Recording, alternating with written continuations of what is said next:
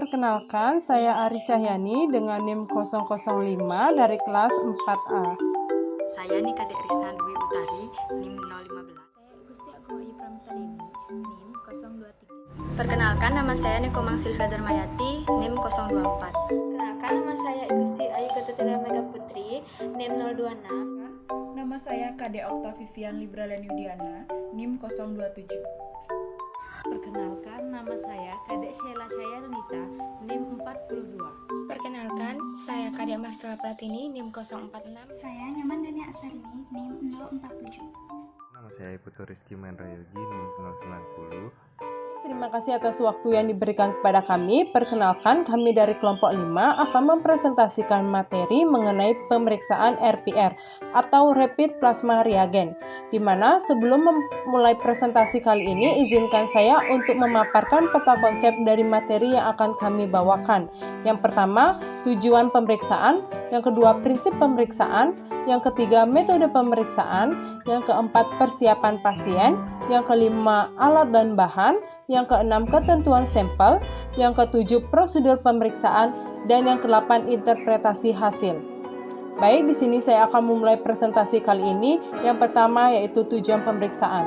RPR, karbon antigen, digunakan dalam tes non-treponemal untuk deteksi kualitatif dan semi-kuantitatif sifilis menggunakan serum, baik dipanaskan atau tidak dipanaskan, dan plasma, atau untuk mendeteksi adanya antibodi non-treponemal pada serum manusia. Selanjutnya, prinsip. Reaksi flokulasi secara imunologis terjadi antara antibodi non-treponemal atau antibodi yang terdapat dalam serum dengan antigen lipoid yang terdapat dalam reagen RPR. Antigen RPR adalah antigen modifikasi dari antigen VDRL yang mengandung partikel karbon. Selanjutnya ada persiapan pasien. Yang pertama, tidak diperlukannya persiapan khusus pasien. Yang kedua, pencatatan pasien meliputi nama, umur, dan juga jenis kelamin. Selanjutnya ada alat dan bahan yang akan digunakan. Alat yang digunakan yang pertama ada mikropipet 50 mikroliter, yang kedua ada rotator, yang ketiga ada kartu tes, yang keempat ada stridrop, yang kelima ada botol dispensing 3 ml, yang keenam ada jarum. Lalu bahan yang akan digunakan yaitu sampel serum, yang kedua ada antigen, selanjutnya ada serum kontrol positif dan serum kontrol negatif. Selanjutnya ada ketentuan sampel. Sampel berupa darah vena yang diambil dari tangan. Yang kedua, sampel atau plasma stabil. Yang ketiga, sampel akan ditolak bila terjadinya hemolisis, lipemik, dan kuantitas sampel tidak cukup. Yang keempat, tidak diperlukannya persiapan khusus pasien dalam pengumpulan sampel. Prosedur pemeriksaan atau metode kualitatif. Yang pertama, siapkan alat dan bahan. Yang kedua, gunakan APD atau alat pelindung diri. Yang ketiga, perkenalan dengan pasien dan pemberian label identitas pasien. Yang keempat, pastikan setiap komponen berada pada setiap suhu kamar. Lalu yang kelima, reaksi atau reagen dikocok terlebih dahulu. Yang keenam, dibuat kontrol positif dan negatif terlebih dahulu, kemudian lakukan pengujian sampel. Selanjutnya yaitu pipet dipegang di antara ibu jari dan jari telunjuk, kemudian masukkan tip ke dalam spesimen, lalu lepaskan tekanan jari untuk menarik sampel agar tidak terbawa elemen seluler apapun. Pipet dipegang di atas lingkaran kartu uji dan teteskan sebanyak 1 tetes atau 50 mikroliter ke atas kartu. Penting untuk menjaga pipet dalam posisi vertikal sambil mengeluarkan sampel yang akan diuji. Selanjutnya, gunakan bagian ujung datar dari pengaduk, lalu menyebarkan sampel sampai menutupi lingkaran tersebut. Selanjutnya, dipasang jarum pada botol plastik, ambil antigen yang cukup, kocok dengan baik. Untuk jumlah tes yang dilakukan, menjaga jarum pada posisi vertikal, biarkan 1 tetes jatuh pada setiap sampel uji, jangan diaduk. Diputar kartu tes RPR secara manual atau gunakan rotator selama 8 menit pada 100 putaran per menit. Kemudian dilihat perubahan yang terjadi. Hasil positif dilanjutkan dengan metode semi kuantitatif. Baik, di sini saya akan melanjutkan presentasi dari teman saya, yaitu tentang metode semi kuantitatif. Yang pertama, disiapkan alat dan bahan, yaitu diteteskan 1 tetes salin 0,85% pada lingkaran 1-5 dari kartu uji dengan menggunakan pipet sekali pakai. Namun, jangan biarkan sampai menyebarkan salinan. Lalu kemudian, digunakan pipet volume diteteskan sebanyak 50 ml sampel pada lingkaran 1.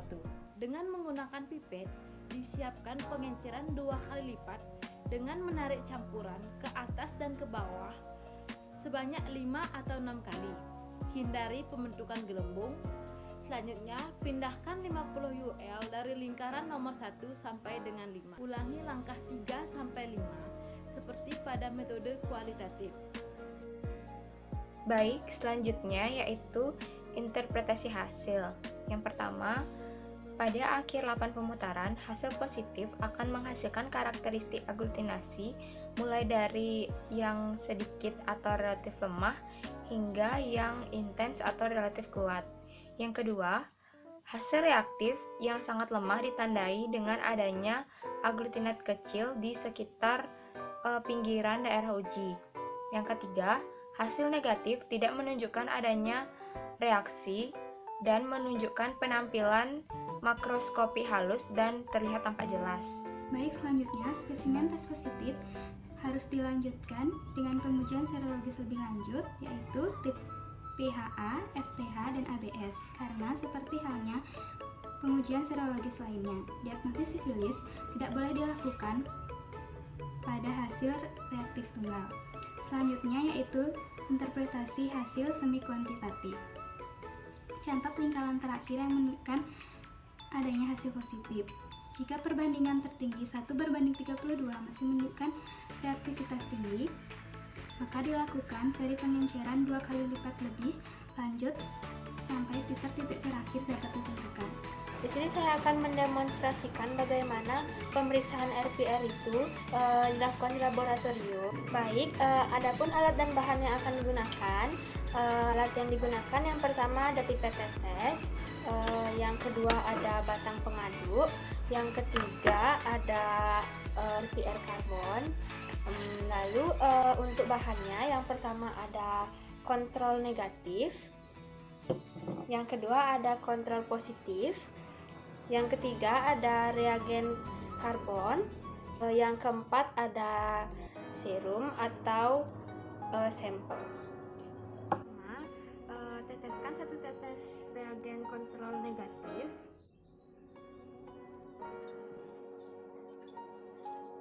Yang kedua kontrol positif.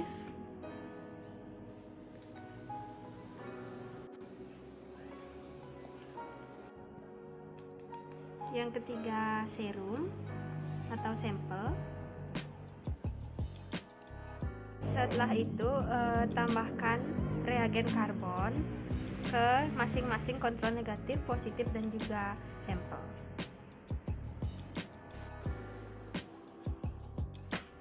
Kemudian homogenkan sampai reagen-reagen tersebut menyatu. Baik, selanjutnya setelah pemeriksaan RPR di laboratorium dengan cara sebelumnya yang tadi dijelaskan oleh kelompok kami, selanjutnya ada pemeriksaan RPR dengan menggunakan card test, itu dengan cara teteskan 1 tetes sampel serum pada card test dan tunggu hingga 5-7 menit hingga card test terlihat mengeluarkan 2 garis merah yang berarti sampel tersebut positif mengalami sifilis.